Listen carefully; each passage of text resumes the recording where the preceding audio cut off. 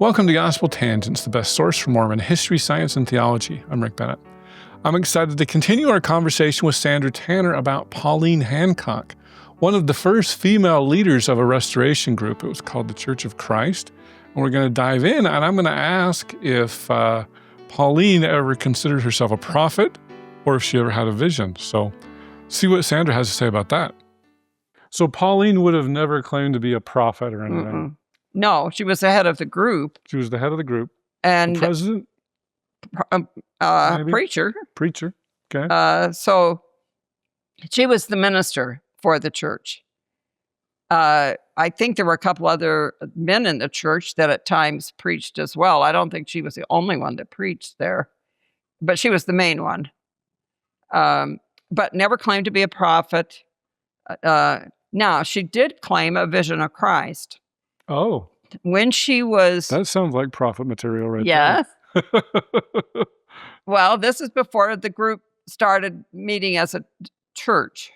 Before that, when she's going through this transition into the temple lot and trying to figure out what she did believe or didn't believe in the restoration and sorting through to trying that original kernel of Mormonism. She says she had a vision of Jesus, really saw him, and she had a crisis of faith of coming to this relationship with Christ on a personal level, not institutionally. And she felt that God spoke to her and told her to go out and tell the world what she had learned.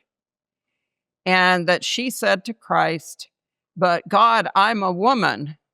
They won't listen to me." And that Jesus, God, I'm not sure just which word she would have used, said to her, "I was a man and they didn't listen to me. So it doesn't matter that you're a woman. You are called to go out and tell what you've learned." So it was not in the sense of being a prophetess or God's spokesman, but as a preacher, as a deliverer of the message. And so she was the leader in this little study group as they tried to unfold the Book of Mormon to see what it taught in and of itself outside of any of these splinter groups of what their angle is. What does the book itself bring us to? So that was their pitch. Okay. So Jerald comes to this little group, has this experience while he's staying with them, becomes converted to their message, their idea, their way of looking at things, and to their view of God, and to the oneness idea of God, to this modalistic model. Okay. And he would have never heard the word modalism. I don't know that the group would have said that word, modalism.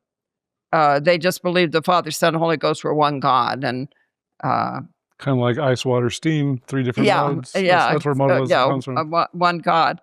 So he comes after 2 different visits to Missouri. He comes back to Salt Lake and starts holding little cottage meetings at his folks' house. He's still living at home. He's 20 at this point, and he's friends with James Wardle, and the barber. And he asked James for a list of people that James might think would be interested in coming to his little cottage meetings. And he was going to play some tapes from Pauline's church, Pauline talking, and I don't know if there were any other speakers that he would have been sent tapes from. They may have all been of Pauline. So but tapes, they didn't even... Cassette, reel-to-reel, 8-inch reels or whatever they were. I was going to say, cassette tapes didn't exist back then. No cassettes. No, this is big reel-to-reel tapes. Wow. And he had tapes of her different sermons or teachings.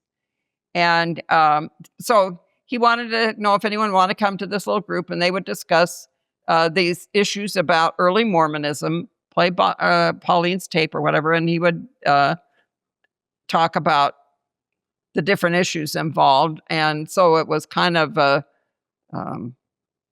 explaining where the church went off the track and they got the wrong end of the stick. They should go back and read David Whitmer and go back to original Mormonism and just go with the Bible and Book of Mormon And life would be a lot more simple. Just throw out all this other stuff. So I have a question for you, because I've always, at least until today, I've always considered Pauline Hancock's group kind of a Hedrickite breakoff, but it sounds like a rejuvenation of a Whitmer breakoff. Yes. So she just happened to be with the Hedrickites before, Yeah. but she really was going after this David Whitmer. Whitmer flavor of Mormonism. When Jerald went back to independence the first time, when he's looking at the different groups and that, he heard there was still a Whitmer still alive. And so he met with Peter Whitmer's granddaughter, I believe it was. And she remembered David Whitmer writing his pamphlet at her folks' house. And I may have the generations wrong on that, but as I recall, that was the thing. But she was the last of that Whitmer group. Okay. And she died in the 60s, church. Right? Does that sound right? No, in the 50s. Oh, she died in the 50s. So, well, I'm not sure just when she died. Jerald met her in about 56 or 57. Okay. And she was an old lady. Yeah. And so Jerald, was there any of the Whitmer church still around or whatever? And no, I'm sorry. It's all folded. There's no one left. Me and a couple that's where other. the Cutlerites are right now. There's like 8 of them left. Yeah. So she says, no. And she said, I have no interest in starting anything up again. I'm too old.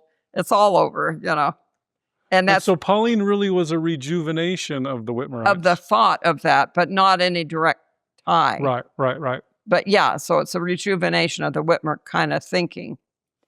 And so Jerald's holding this, gets this list of people to invite to his cottage meetings from James Wardle. I don't know how James Wardle came up with a list of addresses and names, but somehow my grandmother got on this list. Your grandmother was a descendant of Brigham Young, right? No, she married into the Young family. She married Walter Young, the son of Apostle Brigham Young Jr., okay, who was the son of Brigham Young himself. And so Walter Young was my grandpa, but he was dead at this point. Okay. So, meanwhile, back at the ranch, in the 1950s, my mom, my aunt, and then at some point my grandma all read Fawn Brody's book, No Man Knows My History. That had started them on their questions of early Mormonism and looking into Mormon history. And there wasn't a lot out in print in the 50s, like Brody's book of, you had, when was Juanita Brooks' book on Mountain Meadows written? Somewhere in the 50s, I think. In the 50s. So there were just a few things. 53 sounds right to me. But that's right. There were just a few books around that would have been anything critical stuff on Mormonism. But my mom got studying this. My folks came up to Salt Lake every summer. Both my sets of grandparents lived here. I had a bunch of aunts and uncles here and a bunch in California. My mom came from a family where she was one of 9 children.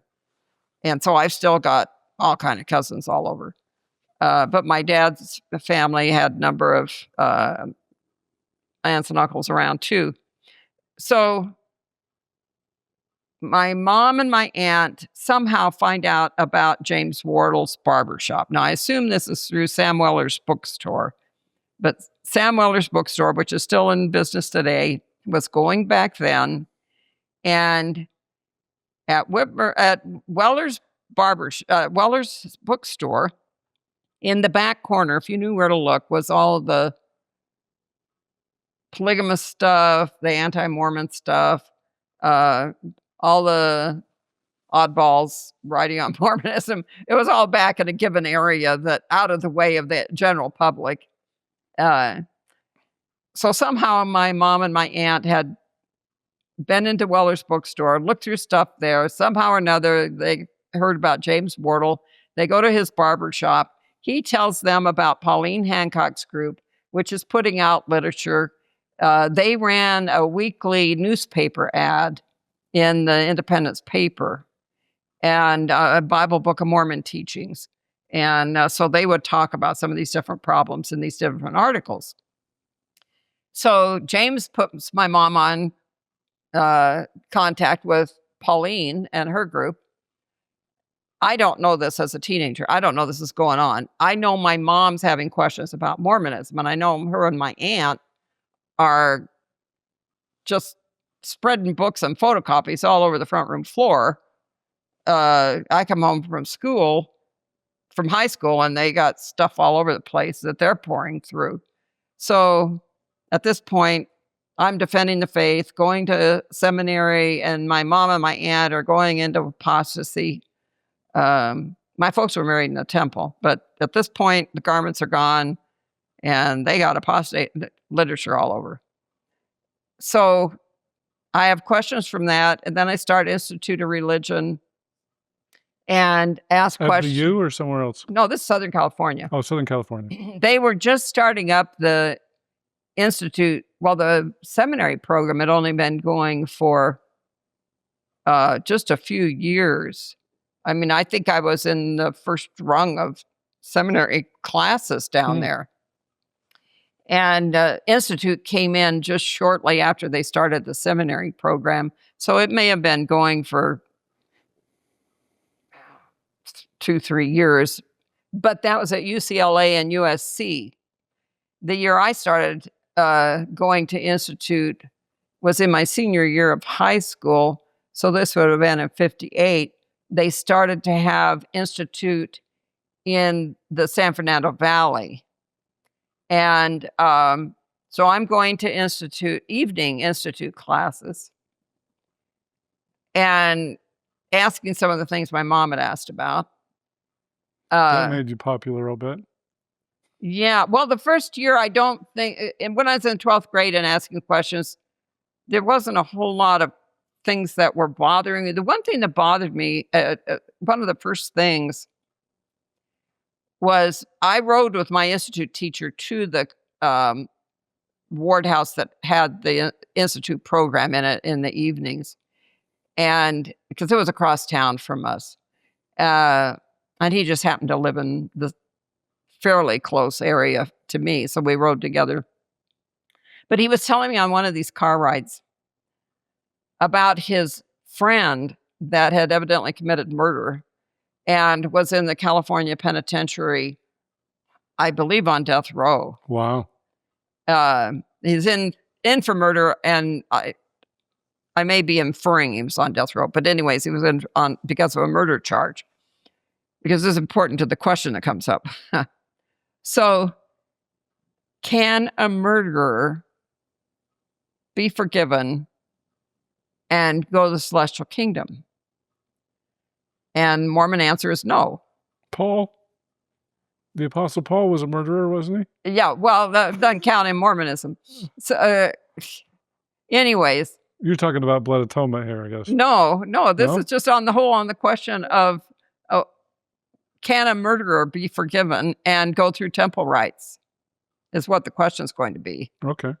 So this teacher is telling me how his friend has been convicted of murder, is in the penitentiary. He's writing to his friend, trying to give him the gospel of Mormonism and preaching the gospel to him. And some way the fellow in prison must have heard more about Mormonism from somebody else, and evidently had asked this guy, well, then could I be baptized and go through your rituals and things and be forgiven and have the same eternal life you expect to get? I don't know how he would have phrased it, but so this was the question. Mm-hmm. And I'm sitting there as he's telling me this, and this ride to the Institute, oh my word, I'd never thought about this. And then as it goes on with week after week with this teacher, and he's telling me, oh, yeah, my friend doesn't want to hear from me anymore. And I said, well, what happened? And he says, well, when I told him that, well, no, actually, he could get baptized and join the church, but he couldn't have the endowments. Because he's in prison. Well, just But he theoretically, can do it after death, right? just theoretically, he says he would never be able to experience the sealings and go to the celestial kingdom. And I'm listening to him tell me this, and I thought, what? That's just what? Wait a minute, how does this fit with the gospel of Jesus? That here's the good news. Unfortunately, you don't qualify. You know, well, no wonder the guy told you he doesn't want to hear from you anymore. So this is what the Institute teacher was saying? Yeah. Really? Yeah. That seems wrong, according to my understanding. That a murderer could go through the temple ritual? Well, I mean, he would clearly, if he would clearly need First Presidency approval, but theoretically, I don't know that he would get it, number one. But number two, theoretically, it would be possible if the First Presidency, number one, authorizes baptism. In 1958, I don't think you would get that answer. Really? Yeah.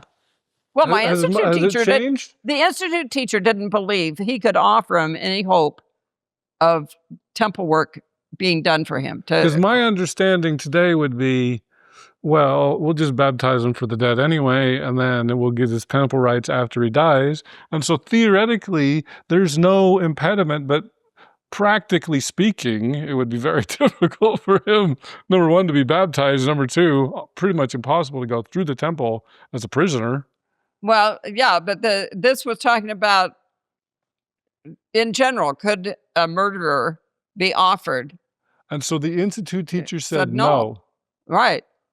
There was no hope for you. You could go to a lower kingdom, but you couldn't go to the celestial kingdom. That surprises me. I'm surprised to hear that. Really? That doesn't seem my understanding today. That's 1950 Mormonism, I'll tell you. Okay. Well, maybe that's one of the changes. I think that's something that's got changed through the years. We'll have to get a general authority on here, and I've never seen that question. But I don't know. You'd have to have an older one, because I don't think the younger ones would know. I think the Joseph Fielding Smith brand would have said no, or LeGrand Richards brand. Really? Yeah, it was hard-nosed stuff. That's back an then. interesting question. Anyway, that's interesting. But anyways, whatever the institute teacher told him, this guy says, "Thanks a lot. You know, here's the gospel, but you don't qualify." Right. And so he wouldn't write to him anymore. I wonder why. Yeah. I don't normally jump into an interview, but I did a little bit of research on this story, and I just wanted to share it really quickly. I mentioned the story to a couple of friends, right, a couple days later, after Sandra told me the story. And one person told me that he knew a man in New Zealand who had been convicted of murder, served his sentence, and was approved for baptism and went to the temple. Okay. My guess is this was in the 1990s. I'm guessing. I didn't ask him when he went on his mission, but he said he knew somebody on his mission in New Zealand. So the other thing is, I mentioned it to a member of the stake presidency because I happened to run into him, told him this story. And so he actually looked it up in the handbook while I was sitting right there. And so this is 2025. So this is the 2025 policy. Now, I don't know if it's changed since 1958. I got a question out there. But at any rate, in 2025, a person convicted of murder or sex crimes under current guidelines would have to complete their sentence first. Then, after they had served their sentence, I think that was including probation or parole or whatever, then they would need First Presidency approval to be baptized. If First Presidency gave approval for baptism, there would be no impediment for them to then go on to go to the temple. So going back to Sandra's story, she thought this person was on death row, but I guess even if he wasn't, if he had a life sentence, there's no way he could get First Presidency approval. And so for practical purposes, no, he could not be baptized, and no, he could not go to the temple. If he could serve his entire sentence, theoretically it would be possible. The question I have, which I have a question out there, maybe I should have waited, but I wanted to get this video out, was that what the policy was in 1958? I don't know. So if I find out, maybe I'll answer another thing in here. So anyway, so in a way we were both right. I was correct that it was theoretically possible, but if she was right that he was on death row, it theoretically wasn't possible for him to serve his sentence. So it probably was. But anyway, so there you have it. So we'll continue on with the interview now. No, that's not my first question in Mormonism. My first question was in 8th grade in Southern California. A little Christian girl came up to me and she says, "I understand you're Mormon." And I said, "Yeah." And she says, "What do the Mormons believe about God?" Now, I assume she had been primed by her church or parents or something that we were all crazy. Yeah. And so what do the Mormons believe about God? And I'm thinking, I says, "Oh, yeah. As many as God once was." Oh, you said that? Yes. Oh, yes. We learned that. Oh, that was just prime stuff back in the 50s. I would have quoted First Article of Faith. No, I was primed on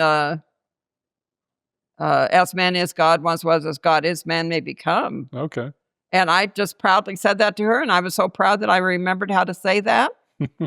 And she looked at me kind of stunned, and she says, "Sandra, that's blasphemy," and walked away. I bet. And I'm standing there, what? And I couldn't figure out what offended her. Oh. I mean, I knew they believed different than us, but I didn't know what to make out of this problem. Yeah. The amazing thing is in the 8th grade that she had some kind of understanding of what I said. Yeah. That's why I think she had to be primed. Yeah. That her parents or someone has told her, stay away from the Mormons. They're crazy. They got this crazy belief about God, that he was once a man and men can become gods. And so don't have any truck with those guys. Mm-hmm. So I'm assuming that the girl thought, well, Sandra, it doesn't look that crazy to me. I'm just going to ask her. And I confirmed that we were all crazy. I thought, sure, there we go. And so that was my first challenging experience on Mormonism. And then I guess I should say the Institute guy was number 2. Yeah, but at the same, well, I don't even know if he's number 2, because number 2 would really be my mother. She's the one, when I'm in high school in the second half of the 50s, that is just, I mean, she got a reputation in Sunday school. The one day the Sunday school teacher, whatever had been being discussed, she must have said the wrong thing. He jumped up and shook his finger at her and my aunt and said, "Only an adulterous nation seeks after a sign." Mm. And whoa, okay. So she was getting a reputation as, I don't know if you exactly say a troublemaker, but she's always interrupting the class with the before and after questions of everything, and wanting to read the verse before, and, just too inquisitive of a mind that it wasn't going smoothly. And back in the 50s, people didn't take their scriptures to church unless they were the teacher or something. Everyone had manuals, Sunday school manual, mm-hmm. that y'all studied. And so if you had to have your scriptures besides the manual, you must be a troublemaker. Oh. See, you're coming prepared, you're ready for this thing here or something. Because everyone else is satisfied with just the manual. Mm-hmm. So what's the matter with you, So she kind of got a reputation. And Sunday morning, if I got up to get ready for church, because I went all the time. My folks didn't go all the time. I went all the time. I was not forced to go to Institute. I wasn't forced to go to seminary. I wasn't forced to go to Sunday school. It was always my choice. And once I learned how to drive, it's kind of like my folks said, well, good luck. We'll see you around. They were not going. Although my dad had problems because of his dad with a very authoritarian father. That was his big problem, not with Mormonism itself. His problem, I think, really was he had a reaction against authority from his dad being so just hardcore legalistic. So my dad was not involved in any of this research on Mormonism. This was my mom's deal. Okay. Anyway, so my mom and my aunt find out about Pauline Hancock and James Wardle and Weller's Bookstore and all these things that bring you into the realm of everybody that's studying the same kind of problem areas of Mormonism. So my mom gets on somehow, or my grandma gets on James Wardle's list of people that he's going to give to Jerald to invite to this cottage meeting. And so my grandma was visiting in California for the winter. Springtime, she wants to come back to her house. She wants someone to come back on the bus with her to help her with her luggage and getting on and off the bus. And I volunteered because I got a boyfriend at BYU that I want to see. And is this Jerald or somebody else? Oh, no, someone else. Okay. No, this is the good Mormon boy. And so I invited him up to my grandma's for that weekend. And the whole reason I came up was to remind him what I look like. And obviously he already was looking at the girls because he said, well, he wanted to be free to just date at BYU. Yeah, well, that's why. So wait a minute. Was this guy from California? Was going to BYU? Yeah, it's from my old ward. You're still in California. We lived in California. I was born here in Salt Lake, but I was raised in Southern California. And so in my ward was this young man that I had dated on and off for the 3 years. And I had felt that he was the one. And, but then when he's off at school, I'm thinking, there's something not right. I better go up and see him. I'm coming up for spring break. And then he tells me, no, I think we're going to call that whole thing off. I'm wanting to be free to date. Oh, okay. So, but that gets me to Salt Lake. So you moved here because of No, that? I Or just you came visited? up. I came up on spring break from Okay. college, just for the spring break time period. And essentially, to come up on the bus, stay a couple days with my grandma, and then go home. Well, we get back to Salt Lake. My grandma's going through her mail. She sees this little postcard inviting her to this meeting. And she asked me if I'll drive her over there. She doesn't drive. I'm using my uncle's car. Would I take her? And I'm like, what kind of meeting is it, Grandma? Well, it's sort of like a Mormon fireside. Well, if you knew my grandma, you'd know to be leery. Because if it's not a straightforward answer, she's hiding something from you. So, and if it's sort of like a Mormon fireside, this is not a Mormon fireside. We don't know what it is, but that's not what it is. And so I concluded, she was being cagey. So I concluded, it's probably a bunch of 80-year-olds that are going to just sit around and yak all evening, and I don't want to go. My grandma puts me on a guilt trip. Oh, Sandra, but you could drive me. It'd be so simple, and you're just here this short time, and you could take me. Okay, Grandma, I'll take you to the meeting. And I go over and knock on the door.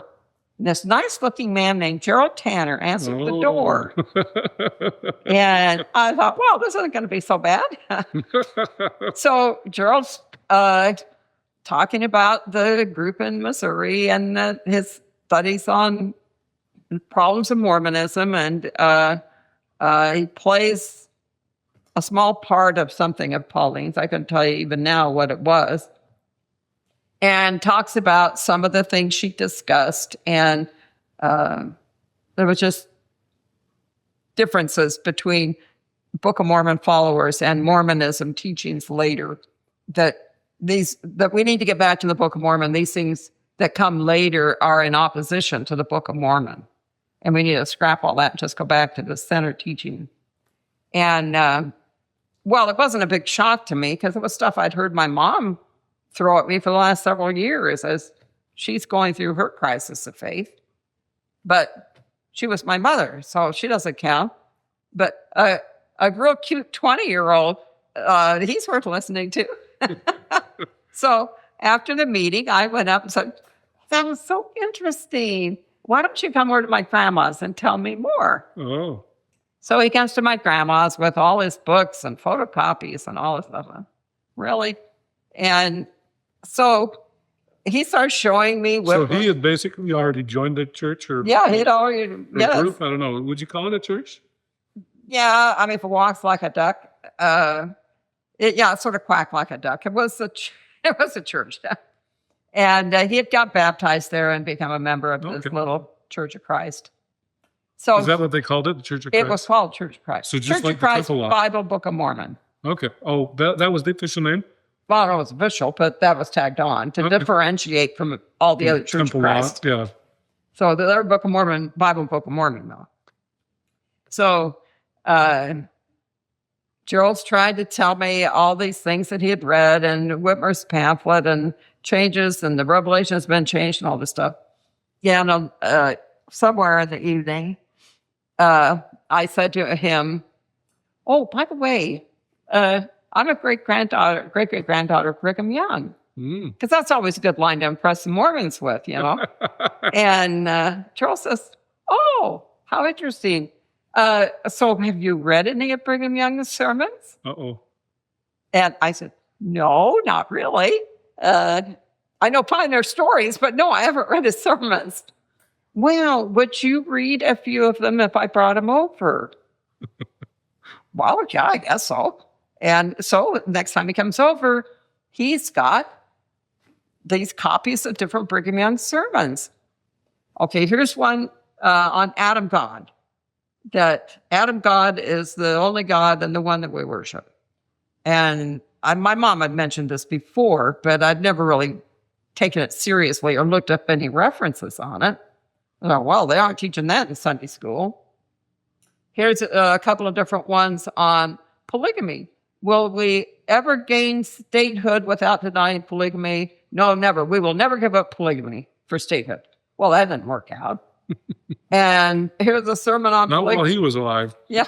Here's a polygamy sermon that the only men who become gods are the ones that practice polygamy. Well, they don't tell you that one in Sunday school.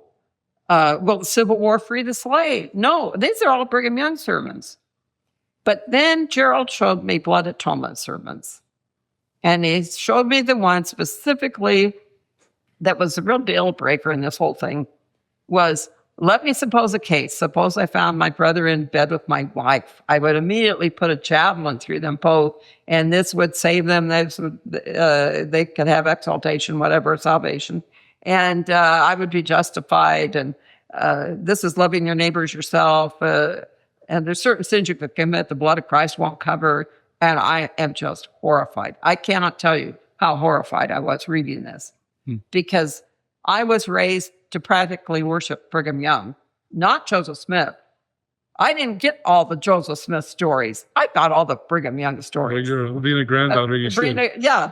Well, I mean, I knew my great-grandma, Brigham Young Jr.'s last living plural wife, was still alive, living on the avenues by my mile from my grandma, whatever it is. And I went and visited her as a child. And she's just this old lady, nice old lady. And so it was hard to reconcile all this Brigham Young's sermon with the Brigham Young I'd been given as a child. Oh, he got the layout of Salt Lake City by revelation. See all these wonderful straight streets, how wide they are? That's all the power of God.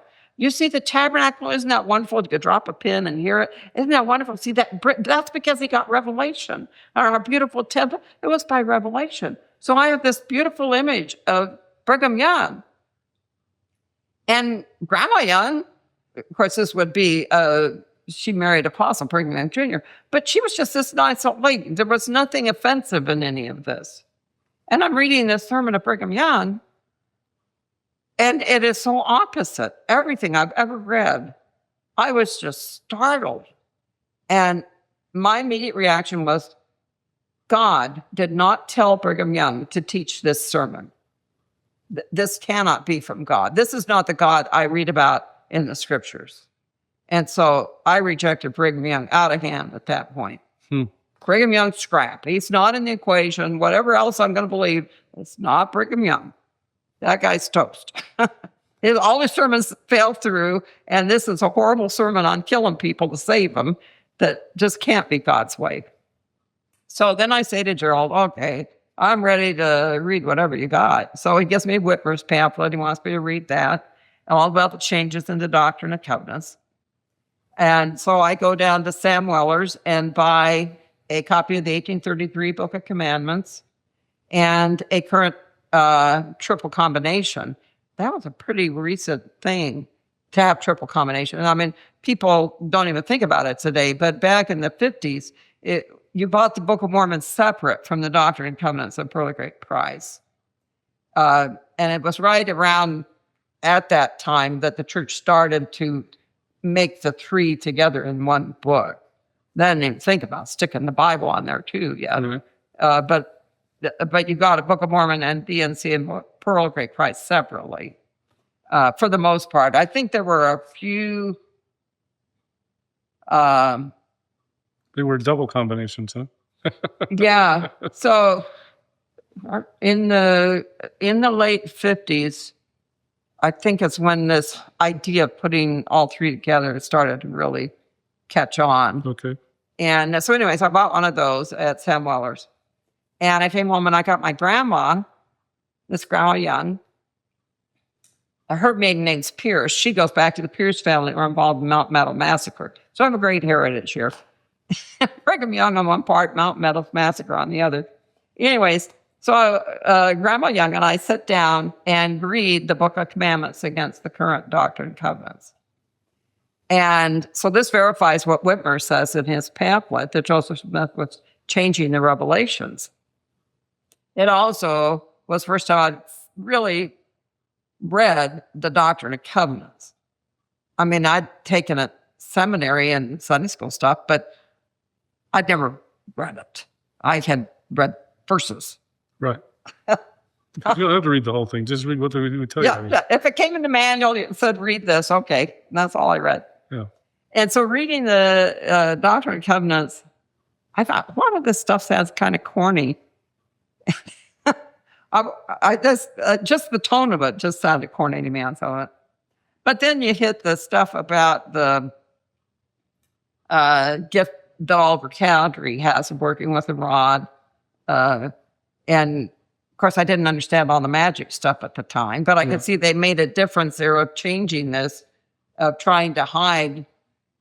At that point, I would have thought of this as a divine instrument, but why are they making a change in how they describe it? And that I realized the church wasn't telling the Book of Mormon story like Whitmer. The stone in the hat thing was a direct word for word from God. Then how can you make changes in the Book of Mormon? If Joseph got the words on the stone, you wouldn't need to make any of these changes in the Book of Mormon. And so Jerald and I are studying all this stuff.